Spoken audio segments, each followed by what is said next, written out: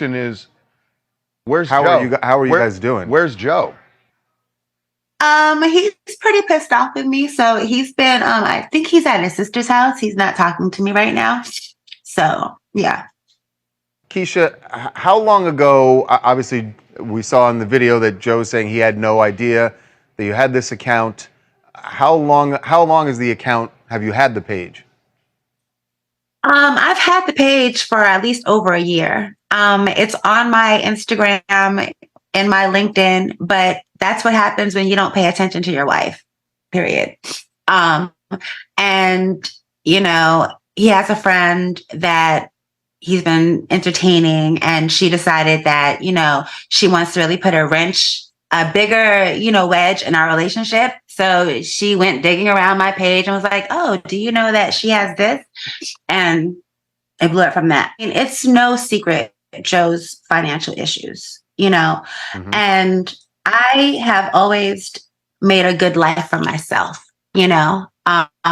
Before I met Joe, I was living overseas in Europe, and I had established myself as a singer, you know, and I came back here, you know, thinking that with his persona and who he was, once we got together and I found out who he was, that it would only take off, you know, other things. But, you know, not everybody's hustle and drive are the same.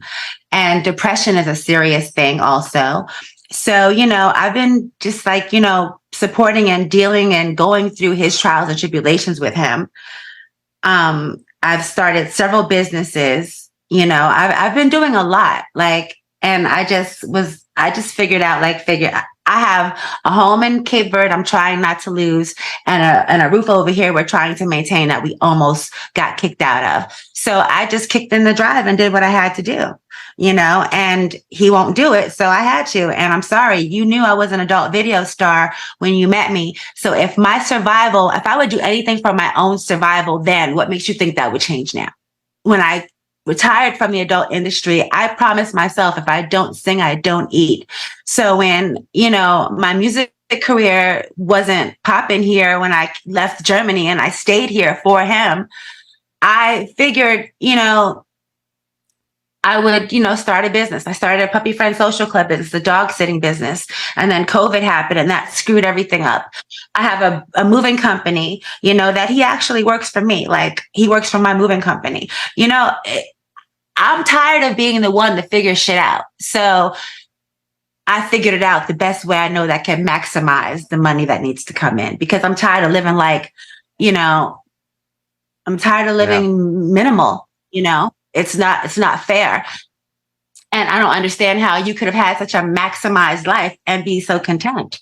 This is ridiculous. But we've been together for almost 13 years, though. We've been together since 2012, like after his retirement. And it really wasn't a retirement that he wanted. It was a forced retirement because he just got locked out after the lockout in the 2011 lockout. You guys remember, right? You know, he just never got a new job. Nobody wanted him anymore. So, you know, there was a depression, and I've been going, you know, dealing with all of this stuff. And I'm sorry, you know, I'm not sorry for what I'm doing. I'm just sorry that he can't understand that that wasn't a selfish decision. It was a decision that I made. I made an executive decision when my man wasn't taking the lead. I really love Joe. I love him.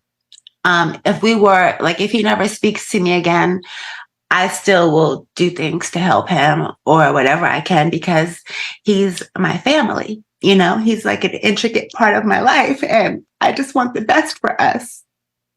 And I wish he wanted that also. That's really where I'm at. You know, I wish that he wanted the best for us, because he's not really wanting the best for himself. So I can't expect him to do for me what he can't do for himself, I guess. And that's why I just did what I had to do. Have you drawn that line in the sand that you will continue doing OnlyFans? Unless something else happens that, you know, changes that, no, I'm going to continue my OnlyFans. I think as a couple and just him individually, he needs counseling to help find out how to re-find himself and find his new place in the world. You know, it's really hard once you've had a major career. You were the number one draft pick, and then everything ends. You know, how do you deal with that? I don't want to be alone, but you know, if that's what it has to be, that's what it has to be. But I don't think we'll have a divorce. I don't think so. I think he'll come around.